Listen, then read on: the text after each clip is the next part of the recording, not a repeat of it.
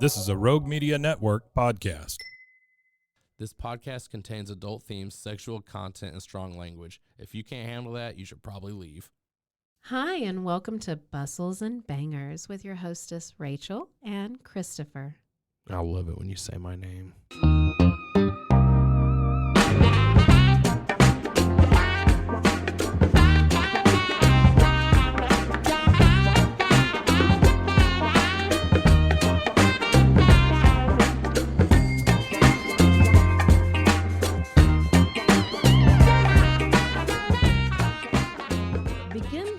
Episode.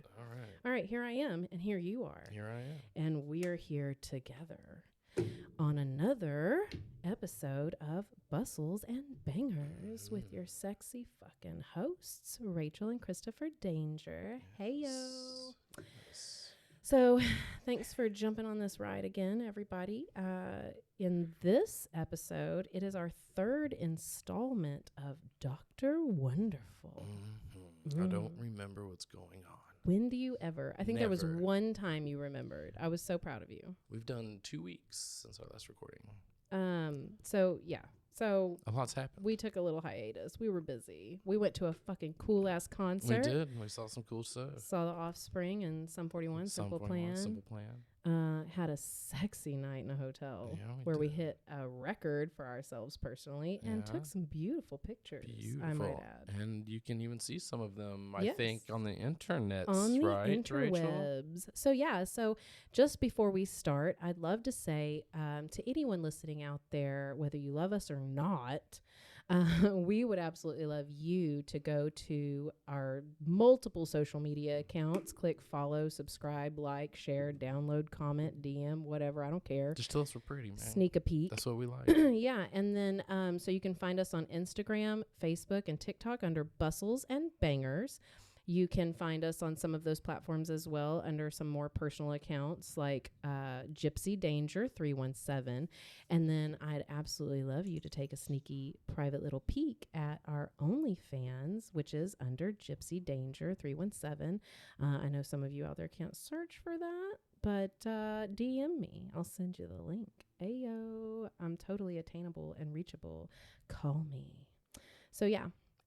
So that's it. Yeah. Social media. Find me. Like me. I need your love. But until then, We're gonna read a book. let's talk about Dr. Wonderful, which was written by Charlotte Douglas. Charlotte Douglas, to me, has had some pretty interesting ideas in these next couple of chapters of like what a man should act like and do and what's sexy to her. So I would follow love to along. hear it. Yeah, follow along. I want to hear what she thinks is a little bit erotic. Well, and let me recap for you and for everybody else if you're just now jumping on, which is wild and I like it, but I'm a let's start from the beginning and go to the end kind of person. So we're following Matt and Becca. Becca's just a little teacher from the mountain town. You know, she maybe had a little bit of a scandalous background, which really isn't that scandalous, but whatever. To mountain people it is. And then Matt. Wait, she was mounting people? Yeah, she mounted the Mounties. Cue the hint at a donut a day. If you like Mountie police, go listen to a donut a day. So Matt is the ever wealthy and uber handsome plastic surgeon from like California. Okay. And he's filling in for the old decrepit doctor everyone's used to. Right, because he's coming to the mountains to help all these like deformed, inbred types get fixed up in their faces. Yes. And so he's filling in and it's been a scandal. Nobody wants him to treat them because the magazine ad made him seem like a whore, basically. And so, which is interesting to me because stereotypically men aren't ever viewed like that. It's the women. So anyway, but this is a weird mountain town. It's very Bible beltish. So nothing wrong with that. But, we like our belts to be a little more kinky. So anyway, let's start at chapter 9. Matt manhandled a sheet of drywall against the studs and held it in place with his shoulder while securing it with screws. You're going to break it, dude. It's fragile. You don't need to manhandle a piece of fucking drywall. I know. Well, he'd overslept this morning and so was he can off lift to a late 6 start. pounds? Primarily because he hadn't been able to It's sleep 48 the night inch, before. bro. I can't hold it up like that. It's too heavy. Well, Becca had kept him awake. Oh. Not that she'd been there. Oh. Slow down. Her absence had been the problem. His body had ached for her through the night, and He had his a boner he couldn't mind get rid of. hadn't been able to let her go, or his heart. Oh. Because, your dick's totally connected to your heart, and that's why y'all act the way you do. Sometimes it can be. And then when the dick gets soft, you're like, oh, fuck this bitch. That's when it starts connecting to your butthole. I don't know, man. I don't know if I liked it when you put it in the back door when it was a little soft or when it was all the way hard, because one was a little easier than the other. Well, All right, so I like to throw variety out there sometimes. Yeah. Hint to what happened this weekend. So anyway, the mountain air was affecting his reasoning. Why should Becca Warwick, beautiful as she was, he argued with himself, have a hold on him that none of Hollywood's most glamorous women had managed? Was it because he was lonely, a fish out of water in this isolated mountain village, and she was a very attractive, friendly face? He hasn't wanked it in like 3 days. No, I was going to say he's in her house, but no, now he's having to sleep in an abandoned building. That's right. He has to sleep outside on like a porch or some shit. So he's fixing up this abandoned building to become a clinic, because not only is it clinicless. Not only is he a doctor, he's a fucking contractor / carpenter / mason. Thank you, Jesus. This dude's got it all. And she asked, that was her dream of having a clinic or a hospital in this area. So anyway, he couldn't get rid of this argument in his head. Who's gonna man it? Well, there's no doctors. You move people in. All right. So anyway, I guess we're both gonna remind ourselves, she had opened up to him and shared the story of why she was a single mother and all of that embarrassment. Embarrassment? What happened? Well, see, this makes me think maybe I didn't do the second episode. So if we didn't, I'm just going to recap for you. No, we definitely did too. Well, so she married a wealthy dude, and he was a douchebag, and then basically left her for some Hollywood chick. I think maybe you said that. Maybe, or we're going to find out I didn't do this. Mike said that he found 2 episodes but couldn't find the third, so that means... We did too. Yeah, so you're just forgetting, and so am I. Yes. It's been a couple weeks. How much did we drink? We have been partying. So, he's thinking the only reason she opened up to him was because the wine that she had gone to her head, and that she wasn't used to drinking. And he's thinking he dated petite actresses who could imbibe all night, indulge in other illegal substances, and still be bright-eyed and pert when the sun was rising. Duh. If you're doing illegal substances at nighttime, more than likely they're you're uppers, still awake. And that's why the fuck you're awake. But dude. I like to I think... thought you were a doctor. But I liked that, I felt like I could be in the same category as these petite Hollywood actresses. I think so. Right? Yeah, you're pretty hot. How do I look today? Extraordinary. And I think I'm fairly petite, even though I'm thick right now. Look at them tits, I got stuff to grab on right now. I'll get them later. Don't worry about it. So anyway, he never thought that way before about the women he dated. Drug and alcohol abuse were the norm for the Hollywood social scene. That explained why meeting a woman like Becca was like a breath of fresh air. It literally says next, was he falling for a goody two-shoes? Oh, what? Oh my God. Are you a goody two-shoes? How grown up are we? How does it spell two? 2, like number 2. Goody is capitalized, Goody, so capitalized TWO dash shoes. I always grew up with one shoe, so you're a goody one shoe. So anyway, he shook his head. He's trying to get over that. I never understood that saying. Well, who the fuck doesn't wear 2 shoes? Well, it's about being goody in them. Whatever, it doesn't matter. Anywho, Matt, at this point of thinking, clenched his teeth in anger. He wasn't the man the magazine had portrayed, because he's thinking, why don't these mountain people want me to treat them? Because they all got flooded with California Hollywood today, and they seen what you were doing. Yes. Okay. So sure, he'd partied too hard, spent too much, passed his spare time in frivolous pursuits, and enjoyed his sexual freedom, but he'd never broken a woman's heart. He'd never made promises he couldn't keep. I almost thought this was me, but I've definitely broken some hearts, and I've definitely broken some promises. Oh my God. Sometimes one led to the other. Well, he says he certainly never left a woman high, dry, and pregnant like that slimeball Grady, who's Becca's ex. Slimeball.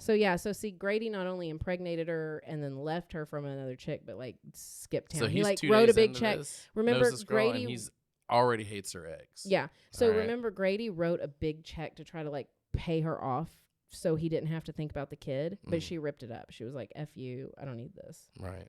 All right, so turns out she's trying to just find another wealthy person to pick up the tab. Yeah, well, she's not looking for him. He was a surprise. Well, anyway, so he's sitting here working on this clinic, right? This place he's staying. And some random kid walks in and he's like, are you the doctor who's going to fix my face? I'm a doctor that if you don't get out of here, I'm going to fuck your face up. Well, I guess he couldn't I'm really still see. building a clinic. If you can't tell, it's not a clinic yet. Do you have your hard hat on? So he couldn't really see the boy, and he's like, what's wrong with your face? Because his face is fucked up?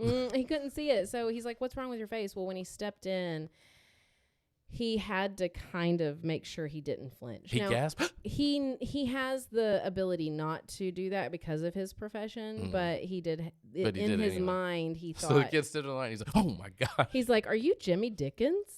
Yeah, how'd you know? Your face looks like a cock. Miss Warwick told me about you. At the mention of his teacher, the boy's face softened into an expression of unmistakable puppy love. With a start, Matt realized he knew just how the kid felt. Oh, wait. What is getting ready to happen? Puppy love. Anyway, they talk a long time. He's asking him to tell him about the accident. So it turns out that his mom tripped carrying a pot of grease. And the boy was supposed to be holding the door open for her, but he was standing in front of the door rather than like to the side or behind it. So when she kind of tripped over him, it splattered him while So he falling. just melted his fucking face off. Basically, yeah. I don't think you can plastic surgery that. You can actually. So he asked if it hurt. Jimmy said, No. Not about it if it hurt. Hold on, this is a different thing. It's like a little. He's like, did you cry? Huh? Oh, he said we were all afraid that the house would catch fire, but it didn't. It was my fault. The grease caught fire. She tripped on me. I should have stood somewhere else. She cries every day when she looks at him. She feels like shit. He said it did hurt really bad. His clothes caught fire. His mother rolled him in the grass, took him inside, and coated his burns with butter. Because, That's what you're supposed to do, right? Like when you cook, you put butter on the pan. So us hillbillies would think at first that would help, but it doesn't. It doesn't do any good for your wound. So don't do that. Okay, so.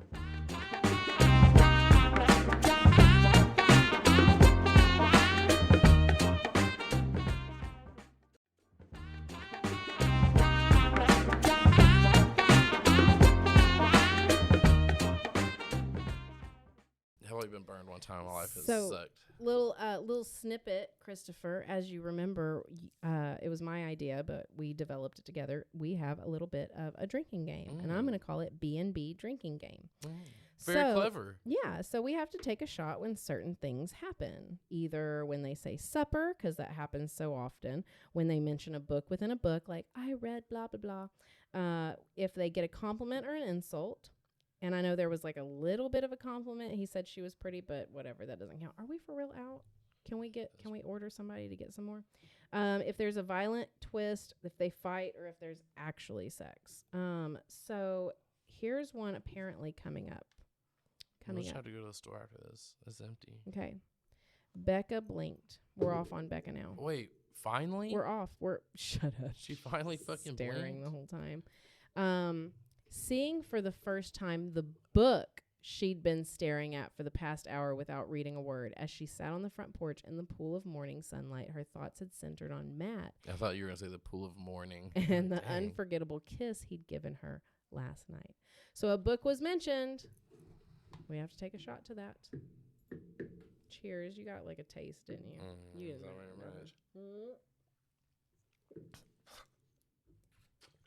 Oh, anyway, she mentioned the book, so we drank. Ta-da! All right, then she is thinking of Matt for like 3 million pages. She sprang from her chair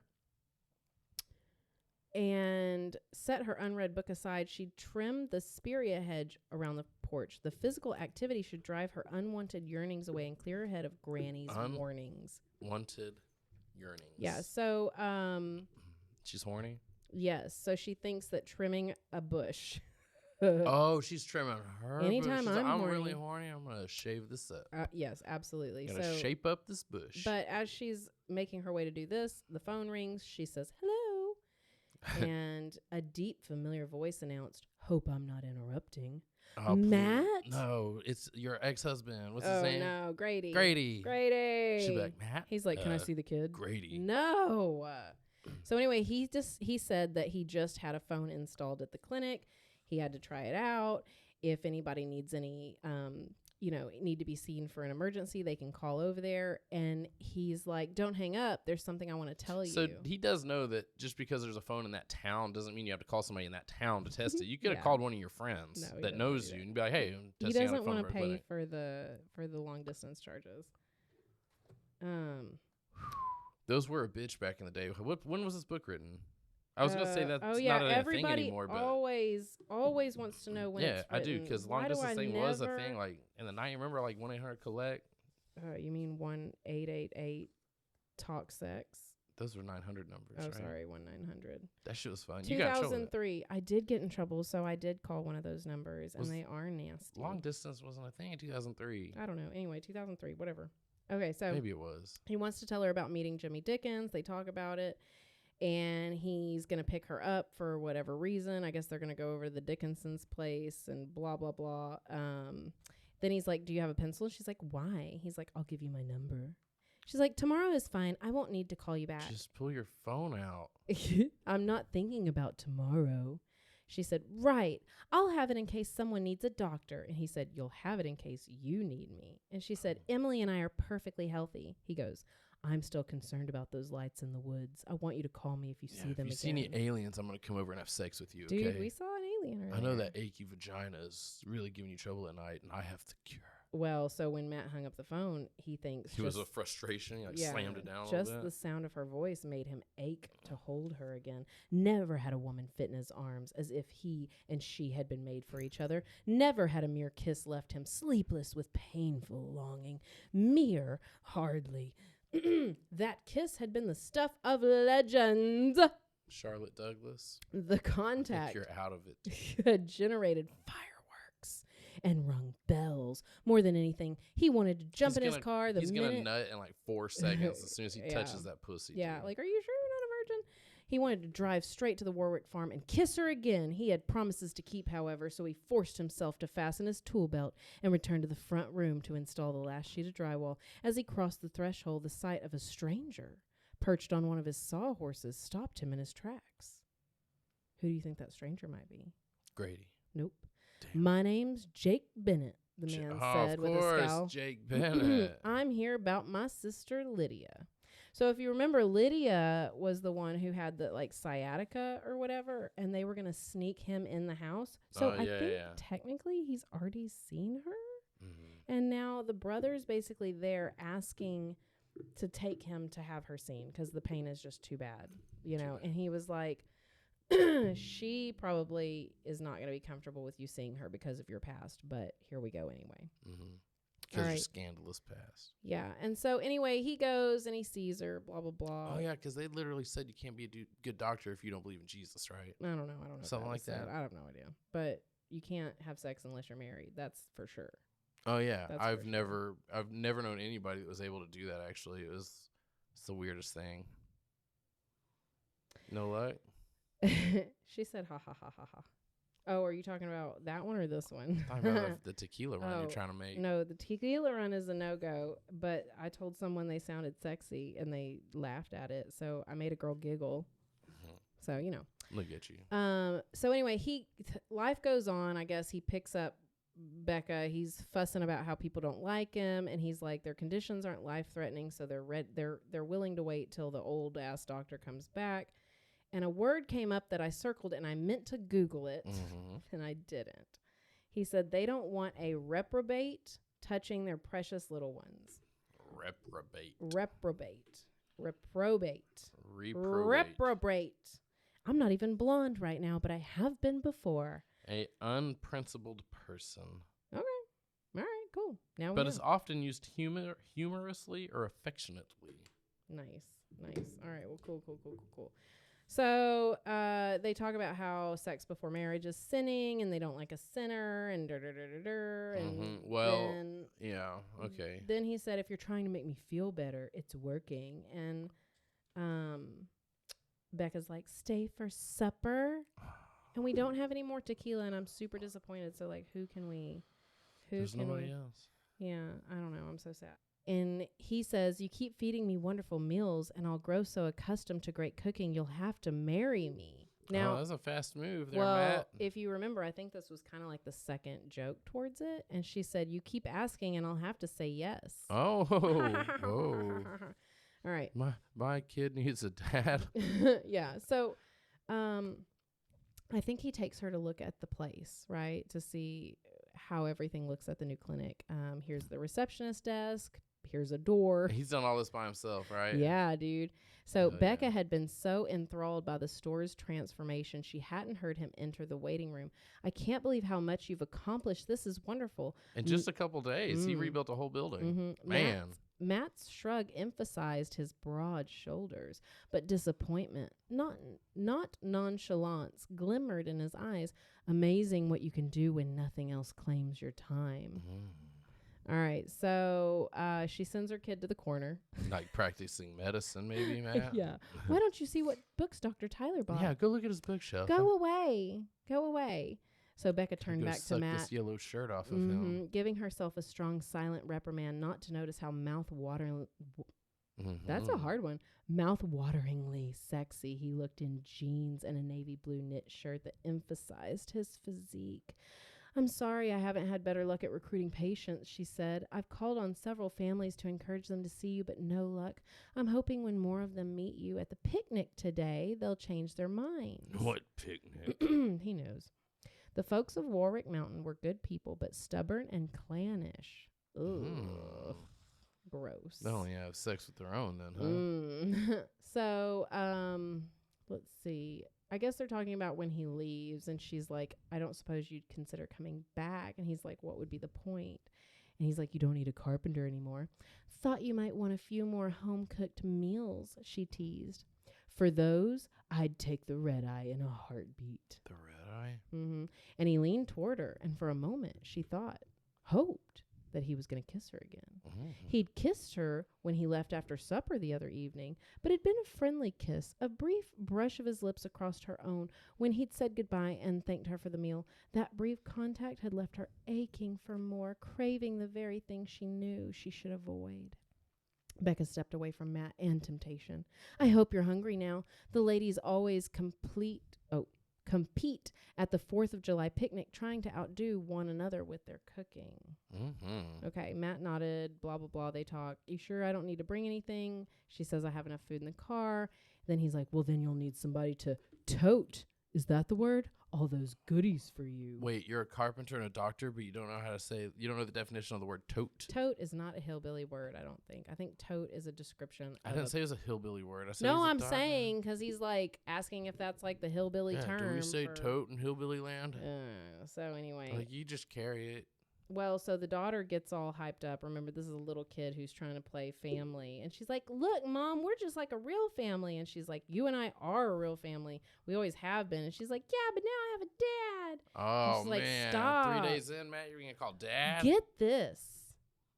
Becca asked Matt, what did you say to her? Matt flicked Becca a casual glance. I told her she could pretend I'm her daddy just for today. Excuse me? The only person you can tell that I can pretend your daddy is me, Mr. Wonderful Doctor. Man, dude. Charlotte Douglas really wanted somebody to come take up, huh? Yeah, so, oh, Lordy, Matt, you shouldn't have. What's the harm? Shouldn't have. What's the harm? She said, knowing my talkative child, she'll tell everyone at the picnic that you're her father. He said, but they'll know that isn't true. She said, no, they won't. So they're idiots too. These are hillbillies out here, you fucking idiot. So I guess she's like telling him stop doing that, and so she's like, "Well, can I call you daddy?" And he's like, "No, sweetheart. I can be your pretend daddy today, but it has to be our special secret." What the fuck? Maybe Matt's a fucking weirdo. No, Charlotte Douglas is a fucking weirdo. Don't you dare put that in a book that a man who has nothing to do with this child can have a secret about calling you dad. Charlotte Douglas, I'm calling your ass out. Tell me I should think differently of you. Tell me. You had time editing this book to think that through. Anyway. But this is in the early 2000s where dads were more important. No, dude. No. All right. Usually I'll cut that kind of shit out of a book too, not like trying to drab on anybody's vibe, but I'm going to say it right here. Wrong. Grady's going to come in there with a baseball bat and settle some shit, I think. At least Grady will stand up. Yeah, he's like, fuck you, I'll be out of your life. I like Grady better than anybody so far. Anyway, so. He was like, this mountain hillbilly town, get the fuck out of here. Yeah, so the little kid, Emily's like, will you at least do the 3-legged race? And he's like, yeah, I can at least I already do that. have 3 legs. Dude, I don't need your help with that. I'm just saying, it's taken weird turns for me. I dried up, okay? I dried up. So, oh, shit. So a couple of ladies, the ones Lydia and Delilah, Becca's aunt, that was really against him being here too. They come running up to him at the picnic, just grateful. It's a miracle. Lydia's back on her feet. You healed her. We're your biggest fans. Healed. Yeah, we're your biggest fans. We'll tell everybody about it. At some point too, he decides, because I guess there's like a stage microphone situation set up. So he decides he should say some words. Of course he should, because he's a fucking doctor and these are all hillbillies. So it's up to him to come and say words. Why don't people just stay in their fucking lane? Well, he's trying to. There's a microphone. How does he even know it's for him? He's trying to convince people to let him treat their children. Okay, it's not It's not going good for him so far. Yeah. Can all your kids just start calling me dad? Yeah, I'm daddy, everybody. So he said, some lady said, listen up, folks. I've got Dr. Tyler up here with me, and he wants to say a few words. Becca felt her knees give away, and she sank onto the nearest bench. She had no idea what he was about to say, but whatever it was, she wished he'd cleared it with her first. She watched as Matt stepped onto the edge of the bandstand, took the mic, and cleared his throat. Now, when you spell mic as in microphone, M-I-C. This bitch, Charlotte, put M-I-K-E. Nope, close. I don't think that that's grammatically correct. Now, if I'm wrong, please, for God's sakes, comment on my social media and tell me I'm Microphone, M-I-C-R-O-P-H-O-N-E. Mic, M-I-C.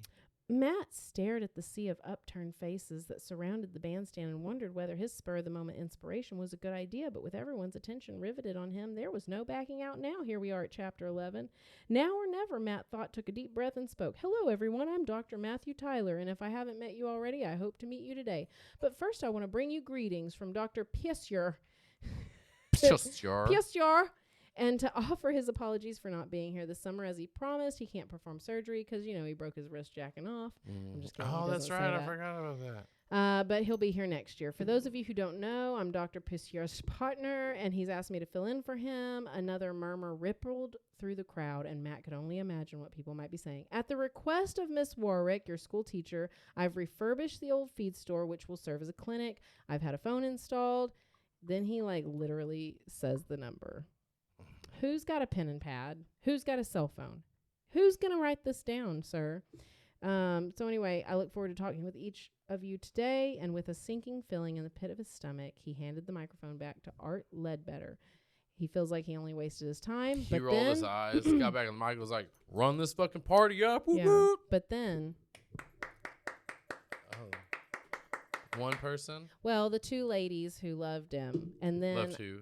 Loved him. Art? The Lydia and the other chick that got the Delilah, and then Becca, I guess. But oh no, Becca wasn't clapping. She was merely looking as stunned as he felt. So anyway, Jake Bennett, Jake Bennett, Lydia's brother, was like, "Welcome, Dr. Tyler," and woo, So anyway, it was not as bad, not too bad.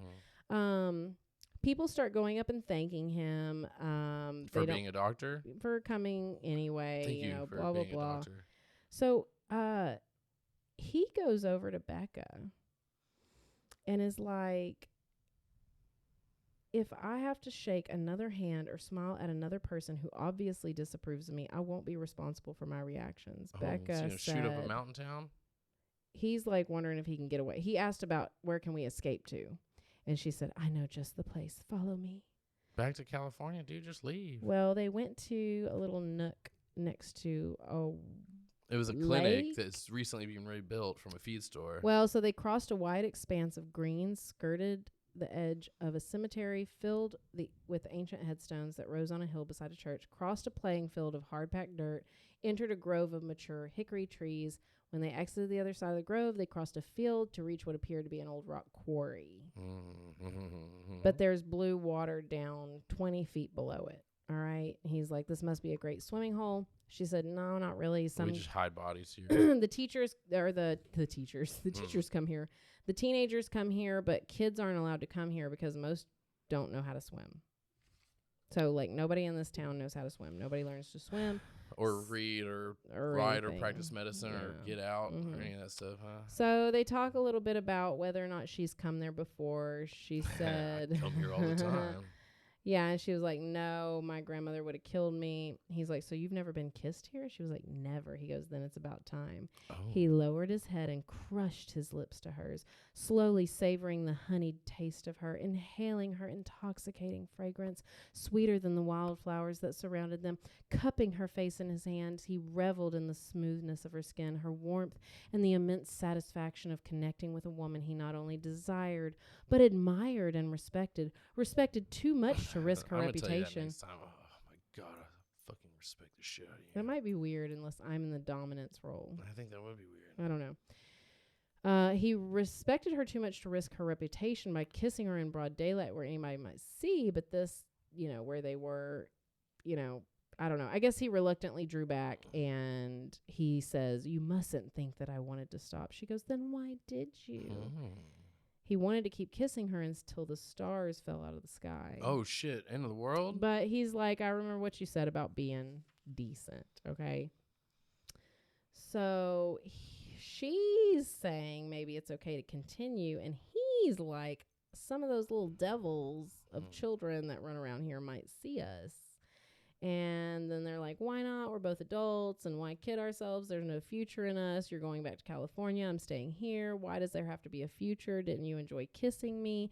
Then we'll kiss again just for the fun of it.